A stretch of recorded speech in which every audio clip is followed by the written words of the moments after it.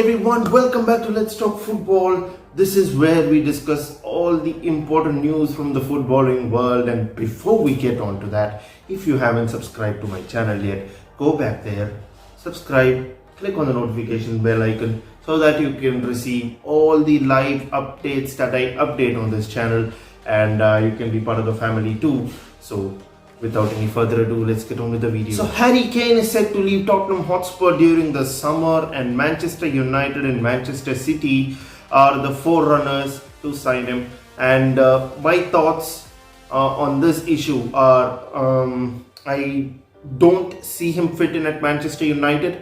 I think Manchester United have a lot of problems in the midfield where they have Fred and McTominay as of now, and I don't think that is going to work for them moving forward. If they really want to be challenging for titles, they need at least one more world-class midfielder, and that is why they signed Donny van de Beek. But for some reason, Ole Gunnar Solskjaer is not using him.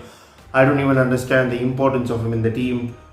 Is it because this is his first season and he wants him to actually get integrated into the squad or something like that? I don't know if it's a confidence issue for Donny van de Beek.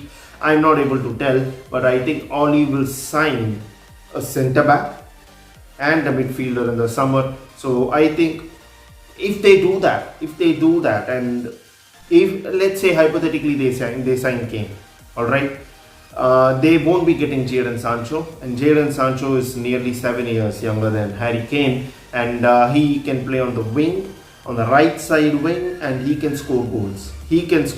And Harry Kane is also injury prone. That we know, and we've been seeing consistently of him at this time with Spurs, and this is something that I don't see happening for Manchester United, guys. I'm going to be very honest, but some of you United fans might disagree. You might want to see Harry Kane wearing that Manchester United shirt, and I agree. He's a goal machine. If he comes to your team, he may get 30-35 goals a season. He is getting 20 plus goals in a Tottenham team that is not that great. So if he comes to your team, yes, of course he will elevate your team. But the thing is, Liverpool are coming back next season. The players are coming back from injury next season.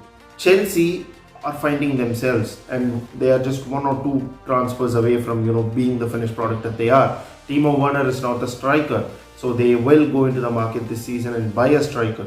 Whether it will be Harry Kane, I don't see myself envisaging Harry Kane in a Chelsea shirt. Probably they will go in for Haaland or someone like that, or a Daku from the Belgian player who plays for Salzburg, someone like that. But if they get in a proper striker, I think Chelsea are a finished article. Maybe they will get a replacement for Jorginho and sell Jorginho during the summer. That we have to wait and see. So they will go on for a creative midfielder and a striker, and if they do that, they are settled. Fans, what would you like to do? Would you like to sign Haaland? Would you go for an underrated striker like Daku from Salzburg, or is there any other player like Ollie Watkins from Aston Villa? Is a very good shout out. Jack Grealish could be in, but I don't see him fitting in the any of the wings that you have. You have a lot of wingers in your team, so I don't see Jack Grealish fitting in. So let me just know in the comment section below, guys. Okay, let me know who would you sign during the summer transfer window. Who would you? Which player would be on your transfer list? Main transfer list, like this player should be hard on added to the team. So as for Man United fans, right, like I was saying, Harry Kane could be, Glazers could sign him for the marketing value. They definitely will sign him for the marketing value, because Harry Kane sells more shirts. Okay, he endorses more, he attracts a lot of sponsors. So Harry Kane would be a nice marketing strategy, and also the fan base would be divided. The protests might stop, because half of the franchise would be like, we've got Harry Kane, now we are going to win the league. But the truthful matter is that you're not going to win the league just because you sign Harry Kane. Your problems are not with the striker. You got Edinson Cavani for that, and Edinson Cavani is a player who can score goals if provided the assistance. Yesterday we saw that against the Brighton team, which was a sensational goal. Like Bruno Fernandes just flicked and then that released Cavani and a long range shot. So that is what Cavani can bring you, and you begged him to stay at your club. So I don't see the point in signing Harry Kane for Manchester United. You can be in the race for Jadon Sancho, and also you can sign in some creative midfielders, or like you have already got a creative midfielder, like a box-to-box midfielder or a DMF sort of a midfielder, and a centre back, probably two. After that, it's all coming down to Liverpool against Burnley today, because Chelsea yesterday, they were brilliant against Leicester. Leicester did not have a chance until Kelechi Iheanacho came into play. So I guess it's Chelsea are hard on the top 4 list. They are into the Champions League spots. I'm pretty confident of that now. And if Leicester fail to actually win the next game, or if Liverpool win the next 2 games, Liverpool are in the Champions League. So Leicester are dependent on us to actually lose, which is not a good thing. Which is not a good thing. I think we will win today. I am pretty confident that we will win today, but fingers crossed, fingers crossed. Anything can happen in this league, and that we saw that with the Alisson goal last week. So I am fingers crossed, baby. Talking about Liverpool and Burnley, this is a very, very must-win game for Liverpool, I suppose. Burnley are a tough team to beat, and at Turf Moor with their fans, 10,000 of them. It is going to be a really, really tough day for us, and I just really hope that we win this today.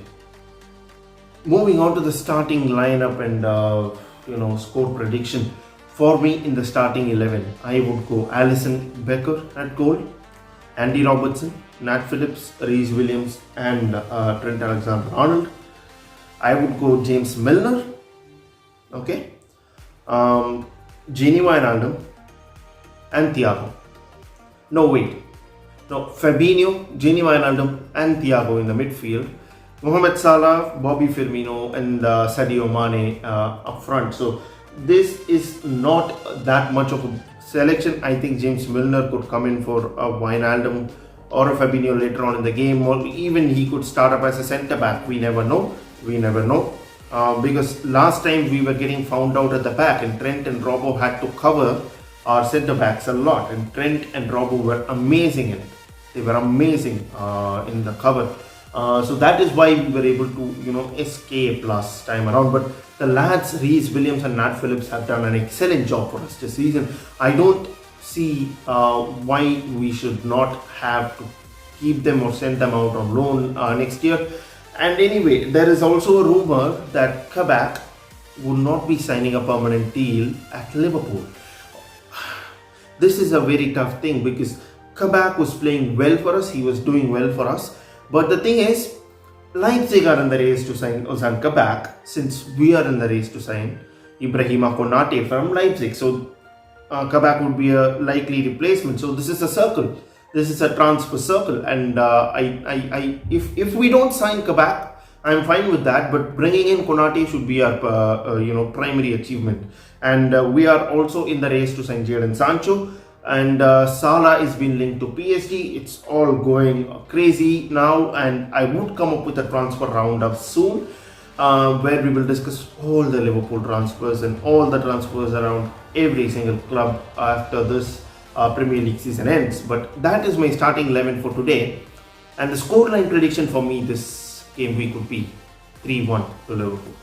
That's the end of the video, and if you did like this video, please click on the subscribe button and hit the notification bell icon. That helps me and helps the channel and helps you find out what latest videos I post as well. So if you like this channel, and if you want to get in contact with me, leave a comment below in the comment section. We will get in touch soon. Until next time, cheers.